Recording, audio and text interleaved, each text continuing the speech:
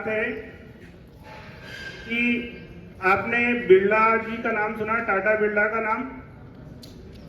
तो कुमार मंगलम बिरला की फैमिली से एक पत्रकार ने इंटरव्यू में पूछा, आप बिरला परिवार को अच्छी तरह जानते हो कि उनका हर बड़ी सिटी में कारखाना है, प्रोजेक्ट है या ऑफिस है।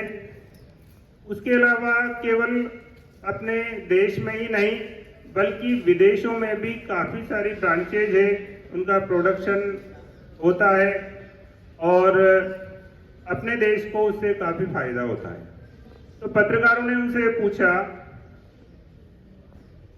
कुमार मंगलम बिरला की फैमिली से पहला प्रश्न किया उनने कुमार मंगलम बिरला से कि सर आप ये बताइए कि आपके अपने देश में हर जगह बड़ी बड़ी सिटी में आपके कारखाने हैं, उद्योग हैं और लगभग दैनिक जीवन से संबंधित टेक्सटाइल हो, सीमेंट हो या और भी अन्य फर्टिलाइजर हो, अन्य सभी क्षेत्रों में आपका नाम चलता है पूरे देश में। तो इसके अलावा विदेशों में भी आपकी अलग ही साख है, काफ़ी सारे देशों में आपके प्रोडक्ट बनते हैं, बिकते हैं, वहाँ आपकी ब्रांचेज है, ऑफिस है।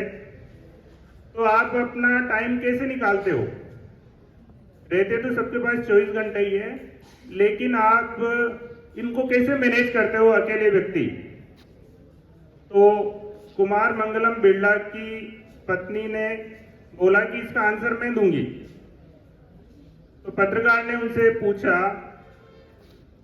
कि किस प्रकार से आप मैनेज करते हो, फैमिली को मैनेज करते हैं, ये किस प्रकार से इन सब उद्योग धंधों को संभालते हैं, व्यापार को संभालते हैं। कि हमारे परिवार में, घर में एक सिस्टम है कि 8 बजे के बाद हमारे जो सारे मोबाइल है, हमारे माताजी घर की जो मुखिया है उनके पास जमा हो जाते हैं। सभी परिवार के सदस्यों के मोबाइल 8 बजे बाद उनके पास जमा हो जाते हैं।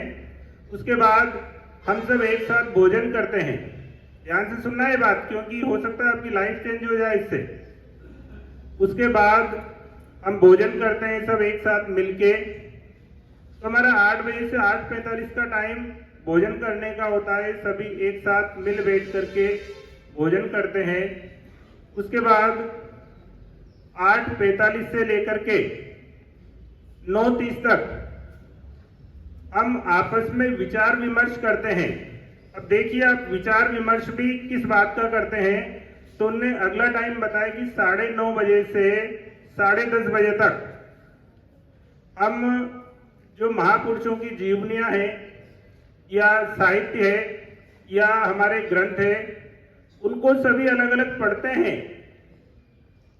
तो पत्रकार ने पूछा उनसे क्या फायदा होता है कि हम जो 8:45 से 9:30 तक का टाइम होता है उसमें सभी अपने अपने जो पढ़ा है, अध्ययन किया है, उनके बारे में डिस्कस करते हैं, अपने अपने विचार व्यक्त करते हैं कि हमने क्या क्या अच्छी बातें सीखी। और आपको ये अच्छी तरह पता है, पहले मैंने बताया कि यदि 1 रुपया अपन किसी को दे और 1 रुपया वो वापस अपने को दे तो अपने पूंजी में कोई अंतर नहीं आता है, सेम रहता है। अर्थशास्त्र का सिद्धांत है ये। कुछ सर खड़े अच्छी तरह जानते हैं अर्थशास्त्र में, यदि अपन 1 रुपया किसी को दें और वो भी अपने को 1 रुपया दे तो अपनी पूंजी में कोई फर्क नहीं पड़ता है। परंतु यदि हम एक विचार दूसरे को शेयर करें और एक विचार दूसरे से नया ग्रहण करें तो दोनों के पास 2-2 विचार हो जाएंगे। इस प्रकार से जितने फैमिली मेंबर हैं सभी हम विचार, अच्छी बातें आपस में शेयर करते हैं। तो प्रत्येक दिन हमारे पास 5 नए विचार होते हैं। 5 मेंबर हम साथ बैठ करके विचार विमर्श करते हैं। तो प्रत्येक दिन हमारे जीवन में 5 नए पॉजिटिव विचार आते हैं। अब आप समझिए कि 5 नए विचार जिसके पास हो वो पूरे देश में तो क्या पूरे विश्व में राज्य कर सकता है या पूरे विश्व में फैल सकता है। तो उनकी प्रसिद्धि का कारण आपको समझ में आ रहा होगा थोड़ा थोड़ा कि किस प्रकार से वो नए विचार अपने अंदर लेते हैं। वो एक दूसरे की बुराई नहीं करते हैं, एक दूसरे की जो अच्छाई है उनके बारे में डिस्कस करते हैं और उन बातों को अपने जीवन में उतार करके प्लानिंग बनाते हैं कि किस प्रकार से हमें आगे बढ़ना है।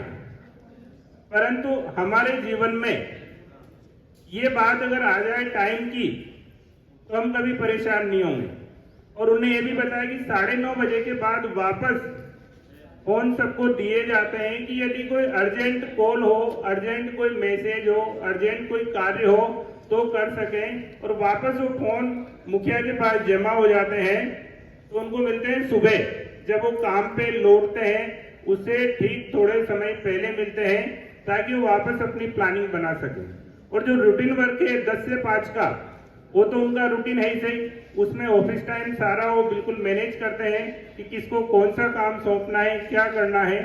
इस प्रकार से हम एक बड़े व्यक्ति से सीख ले सकते हैं कि टाइम मैनेजमेंट का कितना फर्क पड़ता है।